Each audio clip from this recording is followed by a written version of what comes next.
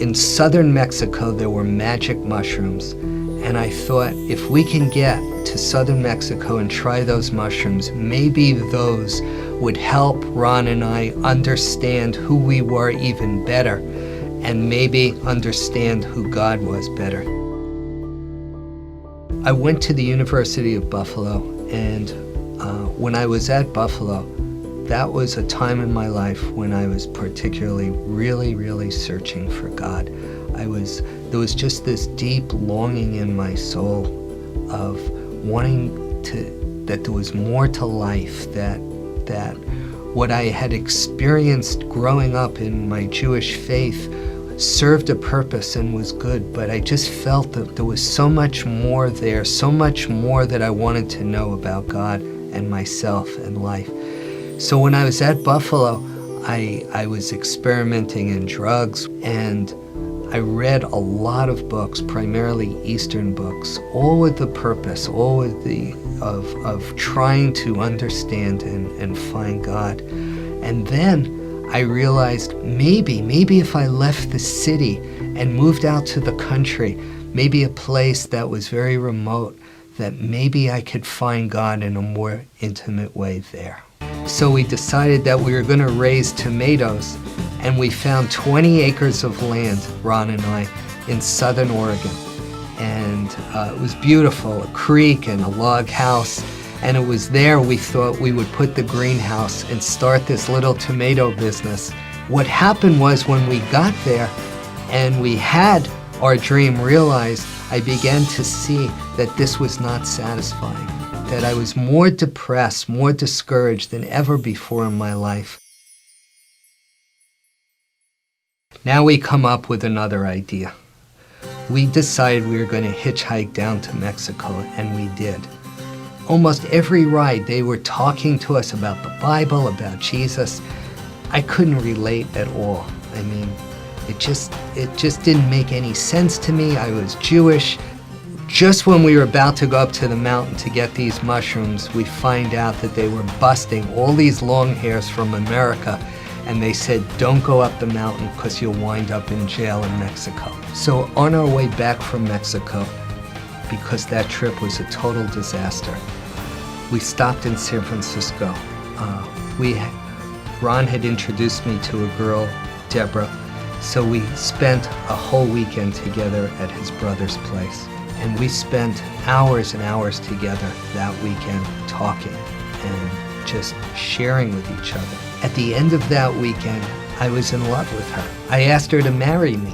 She said no, of course. She thought I was nuts.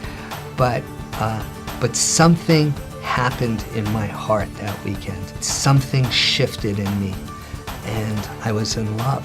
And I had never experienced this incredible feeling before.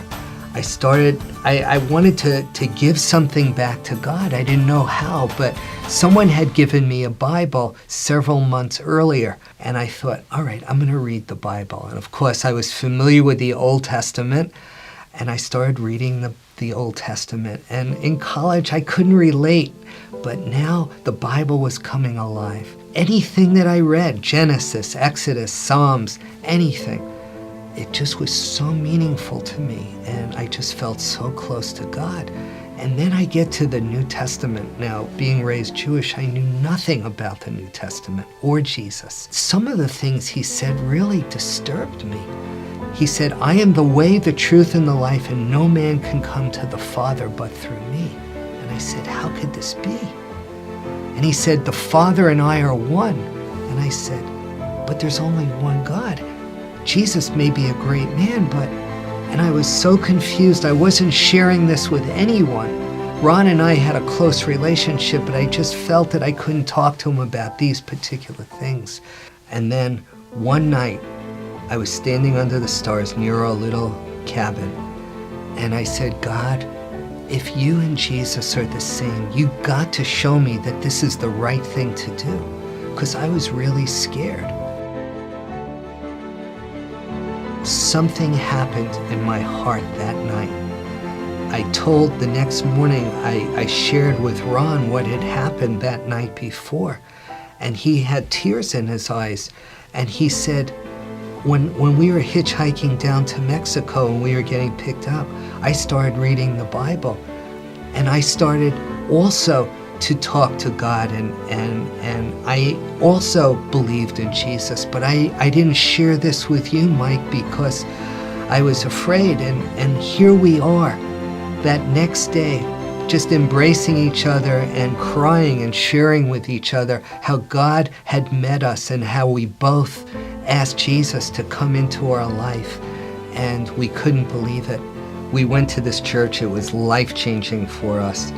But I was still asking God to show me that this was the right decision. Well, the pastor from that church, he was retired. He was in his early 70s. He came out to our cabin one day to see me. And he didn't know what I was wrestling with, but he started to read a portion of scripture to me. It was, "Who hath believed our report, and to whom is the arm of the Lord revealed? And he shall grow up before him as a tender plant, a root out of dry ground. And he was wounded for our transgressions, and by his stripes we are healed." And he said, "Brother Michael," he said, "where do you think this is?" And I said, "I don't know, Matthew, Luke?" And he hands me the Bible, and I look, and it said Isaiah. And I said, "You're kidding." I said, "This is in the Old Testament?" Because it was so obvious to me that it was talking about Jesus. And he started to share with me scriptures from all over the Old Testament, showing me that Jesus was the Messiah. And that prayer that I had asked God, show me that this is the right decision. That day I felt so secure and so satisfied as this pastor started sharing with me from the Old Testament about those scriptures. And I was so thankful to God that he had answered my prayer. Deborah came up to visit us up in Oregon, and I started to read to her from the scriptures, and she also started to believe in Jesus.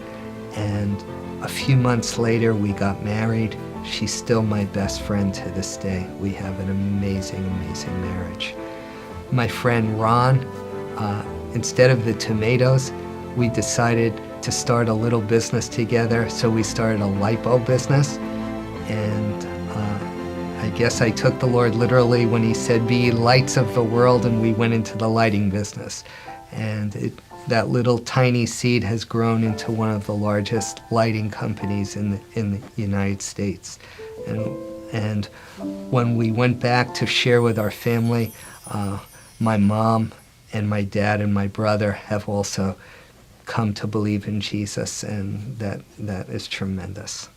I know that Christianity, I know that believing in Jesus is, there's so much from the past with the Holocaust and what Christians have done, but this has nothing to do with Jesus. This has nothing to do with the Bible.